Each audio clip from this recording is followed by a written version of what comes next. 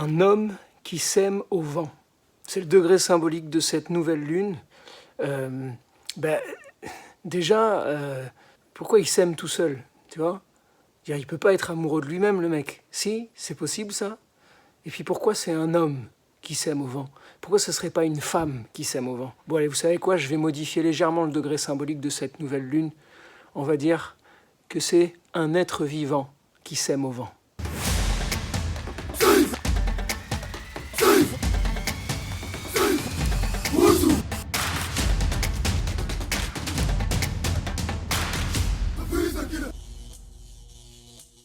Chères sœurs, chers frères de notre merveilleuse planète Terre, lumière pour toi. Voilà, ça y est, on y est au moment le plus important de cette année 2020. Au moment où j'enregistre cette vidéo, on est le 11 novembre 2020, à la veille de la date la plus importante de l'année. C'est une vidéo qui sera consacrée à la nouvelle lune, c'est-à-dire le moment d'initialisation. Je rappelle que la nouvelle lune, c'est j'appuie sur le bouton reset pour initialiser quelque chose de nouveau.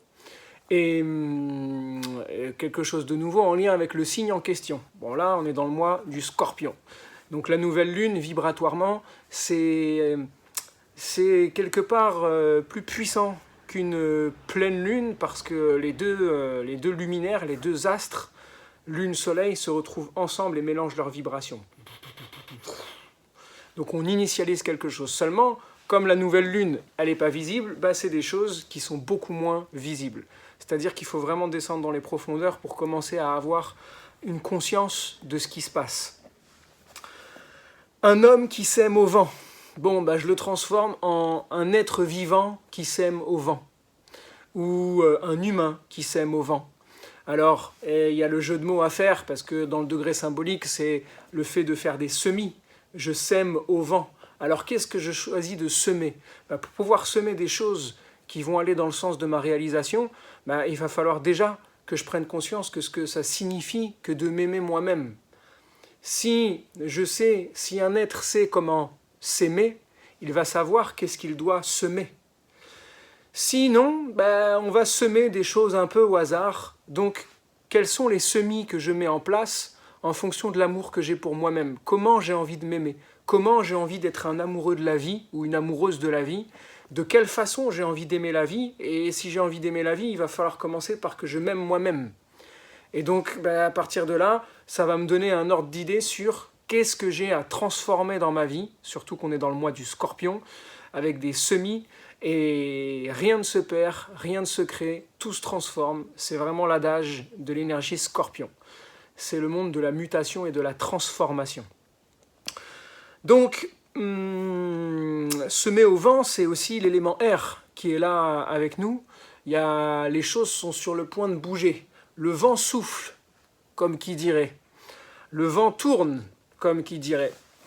Et bien justement, le 12 novembre, dans la nuit du 12 au 13 novembre, c'est une nuit très importante, parce qu'à partir de 20h50, notre fameux Jupiter, Juju pour les intimes, dépasse Pluton, Hadès, le dieu du monde des enfers. Alors pas les enfers judéo-chrétiens, le monde de la mort, le monde de la transformation.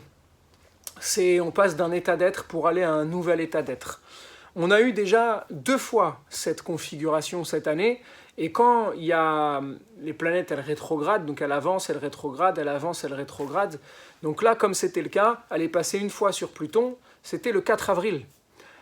Le 4 avril, c'est là où il y a eu la fameuse, je ne sais pas si tu te souviendras, la fameuse méditation mondiale, etc., où personnellement j'avais dit attention à cette méditation précise, parce que la source n'est pas claire. Et c'était le moment où on avait le pic à ce qu'on disait, de mort. En tout cas, c'est là où on avait la conscience de la mort qui était à son apogée. Jupiter a dépassé Pluton, et puis le 30 juin, c'est ça, le 30 juin, Jupiter est revenu en arrière et a repassé Pluton en rétrogradation. Là, c'était un moment où on allait intérioriser les choses, intégrer tout ce qui s'était passé, on allait voir qu'est-ce qui allait se passer, et à partir de là, pendant tout l'été, il fallait mûrir les choses. Demain, c'est le point final de cette grande triple conjonction Jupiter-Pluton-Saturne, qui est une triple conjonction ultra rare. Si vraiment on veut retrouver une triple conjonction de cette façon-là, Jupiter, Pluton, Saturne aussi serré, il faut remonter à plus de 6000 ans. Donc c'est quelque chose qui vibratoirement est d'une puissance énorme. Jupiter qui dépasse Pluton, c'est le moment de la transformation. C'est comme si Jupiter, le centaure, c'est aussi la société. Jupiter, c'est le mouvement social. Il peut représenter la loi. Il peut représenter, avec Saturne, la loi. Mais il va dépasser ça, donc c'est comme s'il allait rencontrer, serrer la main à Hadès et se laisser transformer directement. Donc il y a un moment où on se sent un peu peut-être mourir de l'intérieur, c'est le phénix qui renaît de ses cendres.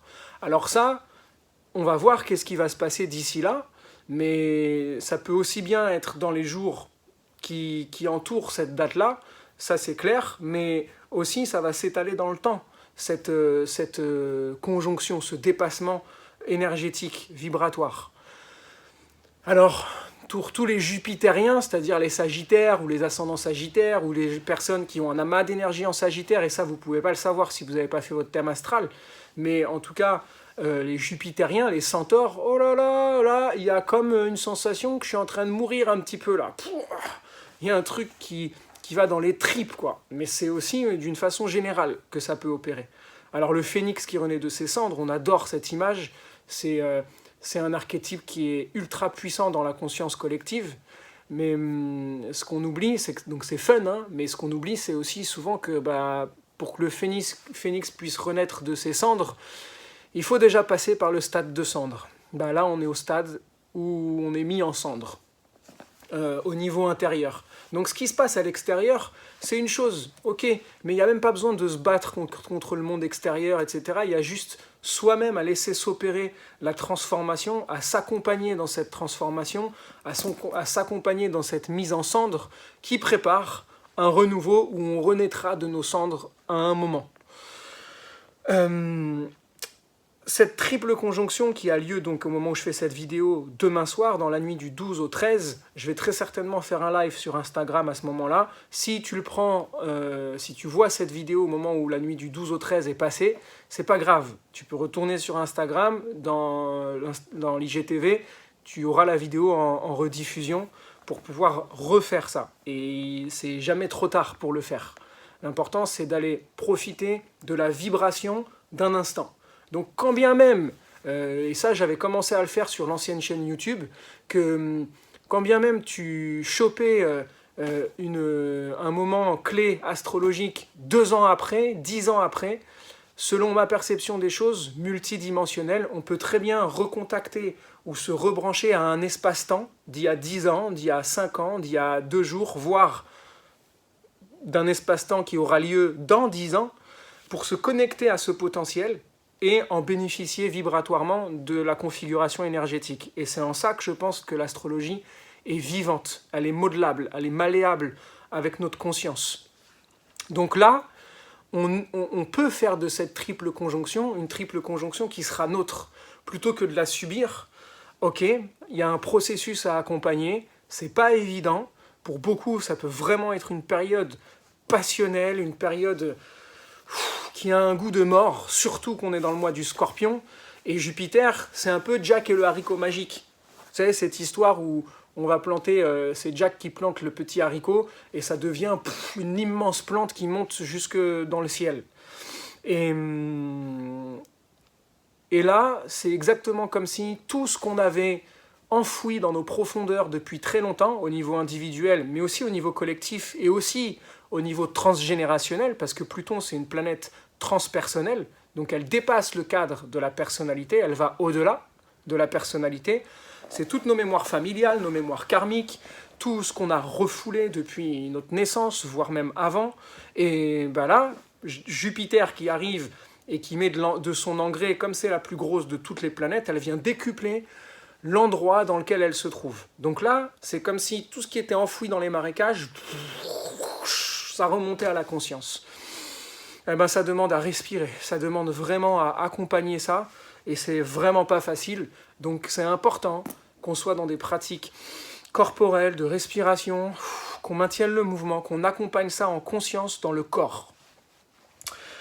À côté de ça, une autre des symboliques qu'on peut avoir, c'est tout ce qui est occulte. Donc on a tout le savoir et l'enseignement occulte lié à l'ésotérisme, à l'occultisme, au côté sorcier, sorcière, magicien, magicienne qui commence à remonter à la surface. On voit que là, l'activité est très forte et il est temps de nous rebrancher à notre potentiel de l'archétype du sorcier et de la sorcière. Alors je t'invite aussi à faire le voyage chamanique. Alors encore une fois, soit avec le fichier que j'ai mis, le fichier son pour voyage chamanique dans la description, en lien sur le site internet pour pouvoir l'acheter, soit sur internet tu peux trouver, je pense, très certainement des sons de tambour pour pouvoir faire ton voyage. Mais je t'invite aussi à faire un voyage dans lequel tu vas aller à la rencontre du magicien ou de la magicienne, du sorcier ou de la sorcière, pour aller recontacter ce potentiel mystique ou ésotérique qui va te permettre de travailler sur les mondes subtils. En ce moment, c'est super important. Et tu peux recevoir des enseignements. Jupiter, c'est l'enseignant. Pluton, c'est tout ce qui parle de l'ésotérisme et du monde occulte. Occulte, caché. Okay, c'est pas forcément diabolique ou mal. Maintenant, est-ce que les forces sombres profitent de ce moment-là pour pouvoir œuvrer? Ben, évidemment. Maintenant, on avait rendez-vous avec le futur il y a quelques jours au moment de la pleine lune. Et pour recréer notre futur potentiel, et je vous invite encore à aller faire sur l'IGTV, d'aller faire le voyage chamanique qui en vaut vraiment le détour, où on va recréer notre futur, ou contacter notre futur, parce que c'est en lien avec ce qu'on est en train de dire là. Autre chose, c'est aussi tout ce qui est enfoui, le monde des secrets qui remonte. Et bien au niveau social, au moment où je fais cette vidéo, le 11 novembre 2020, aujourd'hui sort un documentaire qui s'appelle Hold Up. Et alors je ne sais pas sous quelle configuration il sera visible, mais je sais qu'il a été en visionnage gratuit, là, les derniers jours juste avant sa sortie. Moi je compte l'acheter quand même si j'ai commencé à le regarder, parce que c'est un travail et c'est important d'encourager les personnes qui contribuent à un éveil des consciences. Et comme c'est le temps de l'apocalypse, on y est, c'est le temps des révélations. Apocalypse, ça veut juste dire révélation. Ben, c'est là où sont révélées plein de choses. Alors, ce documentaire qui symboliquement sort aujourd'hui, ben, à mon avis, il va participer aussi à un vrai boost d'éveil des consciences par rapport à toute la trame qui s'est passée pendant cette année 2020, par rapport à toutes les manipulations, tous les mensonges, toutes les trahisons, tout ce qui est caché, etc. Tout ça, ça remonte au grand jour. L'autre truc, c'est que je pense aussi qu'il va y avoir du sacré chamboulement avec les élections présidentielles américaines, parce que même si on pense que c'est terminé, ça ne va pas s'arrêter là. Je pense sincèrement que ça ne va vraiment pas s'arrêter là. Il va y avoir encore des choses qui vont être faites, des choses qui vont être dites, et qui vont chambouler un peu la conscience collective, la structure de la conscience collective, au niveau social, humain, etc. Donc le temps des révélations est là, ça y est. Jupiter, il est descendu dans le monde des enfers d'Hadès, dans le monde des secrets, et là, ça y est, il commence à remonter. Et il remonte avec des clés, il remonte avec des nouvelles connaissances. Qu'est-ce qu'on va bien pouvoir apprendre du monde dans lequel on vit, et qu'est-ce qu'on va bien pouvoir apprendre de nous-mêmes? Alors c'est sûr que si on garde les œillères et qu'on n'a pas envie de savoir, parce que l'ego il veut pas savoir, parce qu'on ne veut pas sortir de nos schémas établis et de nos conditionnements, c'est sûr que ça va nous péter à la figure et ça risque d'être violent. Et on va vouloir faire comme si, Jupiter, qui peut faire aussi la politique de l'autruche, mettre la tête dans le sable et se dire « Non, non, il ne se passe rien, tout va bien ». Alors qu'on sait dans nos tripes, et que là, on ne peut même plus lutter, qu'il y a des choses qui sont plus possibles, que c'est plus envisageable, qu'on ne peut plus continuer comme ça. Donc c'est le moment de la transformation, de passer d'un état d'être à un autre état d'être. C'est un moment où, en nouvelle lune en Scorpion, c'est le moment où là on a la visite des profondeurs. Hein. C'est nous-mêmes qui serrons la main à Hadès. Alors ça nous demande de lâcher des choses, le Scorpion, les axes de travail. Qu'est-ce que j'ai à lâcher dans ma vie là, tout de suite maintenant? Qu'est-ce que j'ai à laisser mourir? par rapport à quoi je dois lâcher prise. Qu'est-ce que je dois accepter de laisser mourir? Et parfois, on pense que ce qu'on doit laisser mourir, c'est une chose, et une fois qu'on la laisse mourir, on se dit, mais non, en fait, c'est pas ça, en fait. C'était un autre truc qu'il fallait que je laisse mourir. Donc c'est un moment de révélation aussi pour ça, ou dans notre prise de conscience sur là où on en est dans notre vie. Alors, évidemment que cette triple conjonction, cette nouvelle lune, où on a une conjonction soleil-lune, c'est-à-dire ils sont ensemble, elle est en lien direct avec la triple conjonction. Donc cette triple conjonction vient vraiment brasser dans nos profondeurs. Qu'est-ce que j'ai à lâcher? Qu'est-ce que j'ai à transformer? Vers quel état d'être je dois me laisser porter? De quelle façon je me laisse être mis en cendre, quelque part? Comment je vais avoir à réveiller le potentiel guerrier? Il faut retrousser les manches là. Il y a un truc, c'est Mars qui dirige le Scorpion. Et Mars, vous savez bien qu'il est en bélier, en rétrogradation. Donc il est super puissant, il y a de la colère, il y a de la tension dans l'air. C'est le moment de retrousser les manches et de se dire, c'est à l'intérieur que ça se passe, je vais aller contacter cet archétype du guerrier ou de la guerrière pour aller de l'avant. Allez, on y va. On va se laisser transformer. On se laisse pas abattre dans le truc et on va dans le potentiel de transformation. On y va. Et on respire. On conscientise le truc, quoi. Ça fait peur. C'est du Scorpion, ça fait peur. C'est les marécages, c'est le fin fond des profondeurs. On n'a pas forcément envie d'y aller parce que ça fait flipper. C'est l'archétype de la mort. Donc oui, ça flirte avec la mort. Est-ce qu'on va avoir encore des choses qui sont en lien avec la mort, plus que d'habitude? C'est possible avec cette configuration-là. On a Mars qui, du coup, la planète directrice de cette nouvelle lune, en bélier, en rétrogradation, qui demande à faire vraiment attention à ce qu'on va faire avec cette énergie de colère ou de violence ou de... Il y a une puissance énergétique derrière qui va nous appeler à la responsabilité. Rappelons-nous qu'il y a le sage Chiron qui est dans les parages de Mars, il s'est un peu éloigné, il lui a dit « Allez, je te laisse faire ton travail maintenant », mais il l'a à l'œil. Donc si on savait, encore une fois, si la violence physique, ou verbale d'ailleurs, avait résolu les problèmes de l'humanité, ça ferait belle lurette qu'on serait sur une planète sacrée. Donc on sait très bien que la solution, elle n'est pas là, même si instinctivement, en dessous du diaphragme, dans nos premiers chakras de survie, on a envie de libérer cette violence et cette colère d'une façon primaire, primale. Mais ce n'est pas là la solution. Sinon, ça fonctionnerait et on le saurait depuis des milliers d'années. Loi de cause à effet. Mars, en bélier, c'est l'énergie du solitaire, c'est le chef, c'est le leader. Comment est-ce que tu vas être le leader de ta vie là où tu es? Quelle est la meilleure chose que tu puisses faire pour ce monde là où tu es? Exactement en faisant ce que tu fais là où tu es. Il faut repenser local.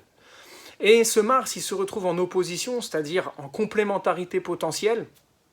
Une opposition, je vous rappelle que c'est la même configuration que la pleine lune, donc c'est pas quelque chose de mal la pleine lune. Donc une opposition n'est pas quelque chose de mal, mais potentiellement ça va chercher à s'équilibrer. Et donc, comme ça cherche à s'équilibrer, ça peut avoir tendance à agir d'un extrême à l'autre. Mars qui veut être le solitaire de service. Et Vénus en balance, elle est ultra puissante, elle est chez elle aussi. C'est celle qui va vouloir s'allier. Alors quoi? Je veux m'allier ou je veux rester seul? Je veux être en couple ou je veux être célibataire? Je veux être le leader ou je veux agir qu'en groupe et qu'on prenne des décisions en commun? Peut-être que la solution, elle est dans les deux, puisqu'une opposition cherche à s'équilibrer.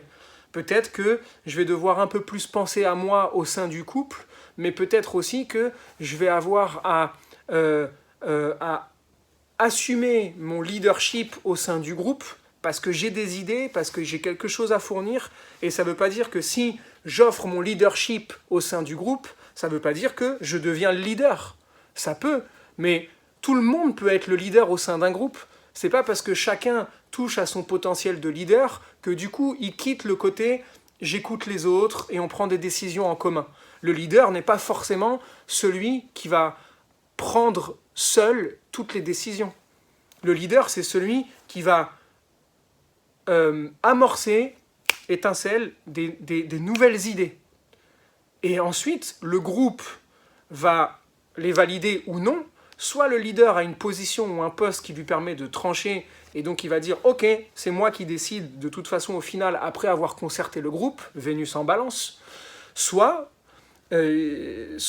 chacun a offert ses étincelles, et ensemble, on va faire du tour de parole jusqu'à ce qu'on ait pris la décision. Là, il y a du tour de parole dans l'air. Qu'est-ce qu'on fait? Comment? Il faut discuter, il faut harmoniser le truc. Il faut prendre des décisions, certes, mais il faut aller au bout. Si les décisions viennent déséquilibrer la balance, c'est que les décisions n'étaient pas correctes. Ça demande à faire circuler le bâton, encore et encore, et à être dans une forme d'authenticité. On ne peut plus se mentir ou se trahir soi-même. Scorpion, la trahison. C'est le moment d'affronter les choses. Donc voilà, pour cette nouvelle lune, je pense que là, vous avez beaucoup d'axes de travail. On a aussi une dernière opposition qui est Mercure-Uranus. Il faut faire attention à l'élan rebelle et révolté en mode révolutionnaire violent. Encore une fois, si ça marchait, ça se saurait. Mercure-Uranus, c'est l'invitation, Mercure en Scorpion, c'est le mental dans les tripes, là. C'est comme si on n'arrivait plus à penser. On pense avec nos tripes et avec nos émotions.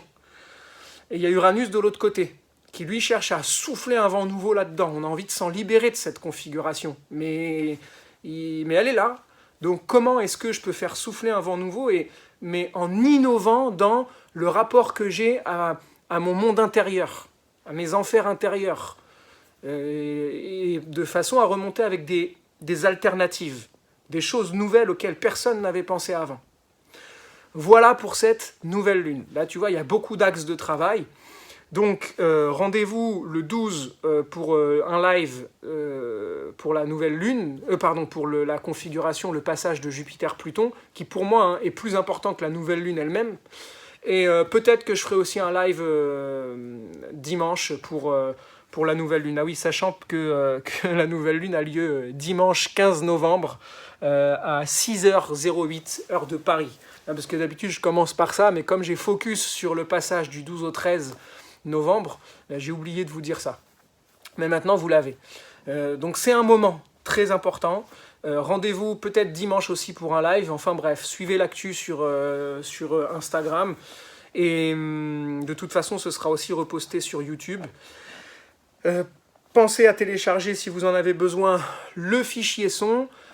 Et j'ai aussi la joie et l'honneur de vous annoncer le lancement de la formation astrologie, qui est aussi en lien dans la description.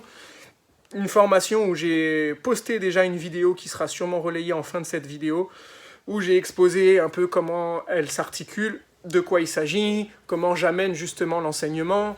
Et voilà, je vous laisse découvrir tout ça. Vous avez tout dans la description, vous avez tout rodé.